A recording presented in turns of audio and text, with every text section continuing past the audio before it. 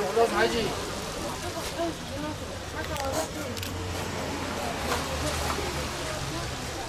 Amına baba şimdi bunu anlatamazsın.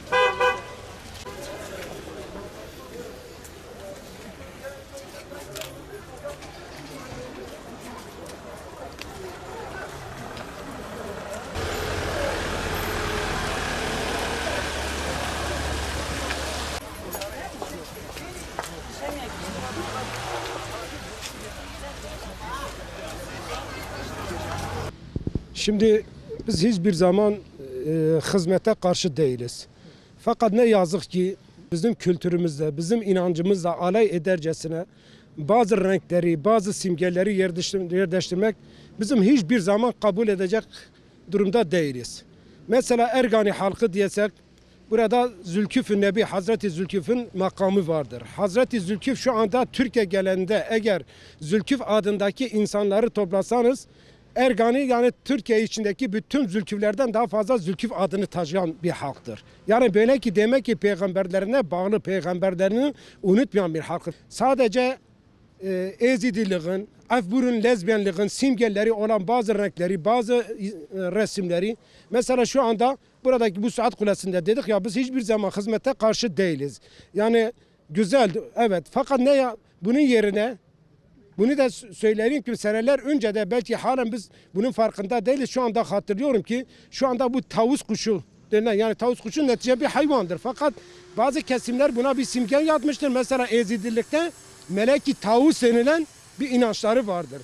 Yani bu resimler daha önce bizim duvar halılarımıza da yansıtıyorlardı. Böylece bizim kültürümüzle, benim inancımızla ancak sadece alay etmektir. Ben bunu böyle anlıyorum. Yani biz hiçbir zaman bunu kabul etmeyiz ve bunu tasvip de etmeyiz. Fakat bu konuda yetkililerden şunu söylüyoruz yani sesimizi duyurmak istiyoruz. Yani bu gibi şeyleri bundan sonra da yaptıklarında bundan kaldırsınlar yani. Bunun yerine dedim ya mesela saatin mucibi olarak bildiğimiz Hazreti Yusuf'un bu konuda bir sözünü buraya veyahut da onun iffetine yansıyan bir şey buraya asabilirlerdi. Veyahut da Hazreti Zülküf'ün bir sözünü veyahut da Kürdistan'da yani Kürt aleminin içerisinde yaşayan alimlerimizin bir Üstad Bediüzzaman'ın, bir Ahmedi Hane'nin bir şeyini yazabilirlerdi. Fakat neticede itibariyle dedim ya inancımıza ters olan, kültürümüze ters olan yani sadece bizim inancımızla sanki alenen bir alay edercesine veyahut da bir tepki göstericesine yani bu renkleri buraya yansıtmak mesela yeşil, kırmızı, mor, sarı bu gibi renkleri Afbur'un lezbiyenlerin bilmem nelerin simgesi olmuş bu halde. Yoksa biz hiçbir renge de karşı değiliz. Fakat netice bazı kesimlerin simgesi olduktan dolayı hiçbir zaman bunu ne kabul ederiz ne tasvip ederiz buna karşıyız. Yetkililer de bir an önce buna müdahale edip bu gibileri şeyleri özellikle hele bir de cami kebir dediğimiz yani camide çıkan insanlarımız sağına dönüp makamı Zülküf'e yani Hazreti Zülküf'ün makamına yönelip orada bir Fatiha okuyorlar. Sonra dönüp de bu sefer yani Melek-i Tavus'a mı bir şey diyecekler? Ona mı saygı gösterecekler? Yani bu kabul edilecek bir şey değildir.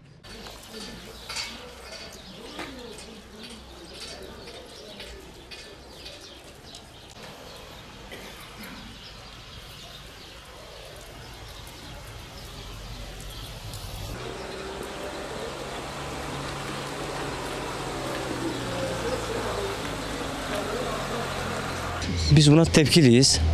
Yani oraya onu bırakacağına bizim Ergani'mizi, bizim kültürümüzü temsil eden daha güzel şeyler bırakabilirdi. Örnek diyelim ki Ergani'mizin üzümü meşhurdur. Oraya onu simgeleyen bir üzüm bıraksalardı daha güzel olurdu. Bunlar bizi ideolojimiz diyelim, kültürümüzü değiştiren şeylerdir. Bizi asimile eden şeylerdir bunlar. Değiştiren yani. Bizim kültürümüzde ve adetimizde olmayan şeylerdir bunlar. Halkımızdan dalga geçmektir bu. Halkımız inşallah bunlara gereken tepkiyi her zaman ve her yerde verecektir inşallah Allah'ın izniyle. Biz Saat Kulesi'ne karşı değiliz ama Ergani'mize, halkımıza, kültürümüze daha yakın, daha güzel şeyler yapılırsa daha da memnun oluruz. Şimdi biz de bunun ilk kurulunda farkında değildik. Birkaç gün gidip geldikten sonra bunu fark ettik. Biz 50 senedir bu memleketin çocuğuyuz. Biz burada yani bir beldenin kültürü var kendine göre ama Zülküf peygamber de var. Onu simgeleyen veya efendime söyleyeyim hayvancılığı simgeleyen koyun, keçi, Ve bunun yanında üzüm olabilir. Yani bizi anlatan şeylerin olmasını isterdik. Ama biz baktık bu Yezidiliği simgeleyen resimlerin olması bizi rahatsız etti. Biz belediyenin yaptığı bu botanik bahçeye de karşı değiliz. Saat Kulesi'ne de karşı değiliz. Bunlar gerçekten memlekete yapılmış temiz işlerdir. Geç kalınmış şeylerdir. Çok hoşumuza gitti. Basında da paylaşılması bizi gururlandırdı. Ama bu gibi renklerin, bu gibi simgelerin bizi rahatsız ettiğini yetkililere bildirmek istiyoruz.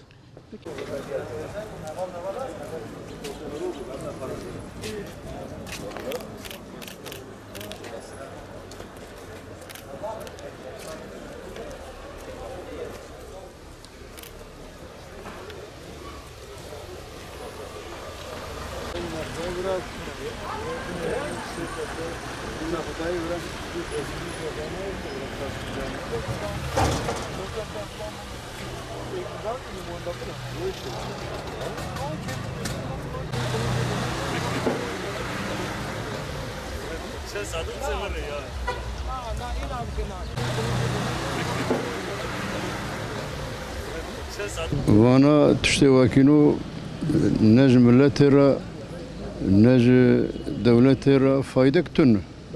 Sadece vana pê çiqirek têdan û vê çiqira xwe bi milletê de nas kirin. Wî axlaqê komünîzmî milletê de nas kirin. Dawa vî milletî temamîle berê we bide vê rêya batil.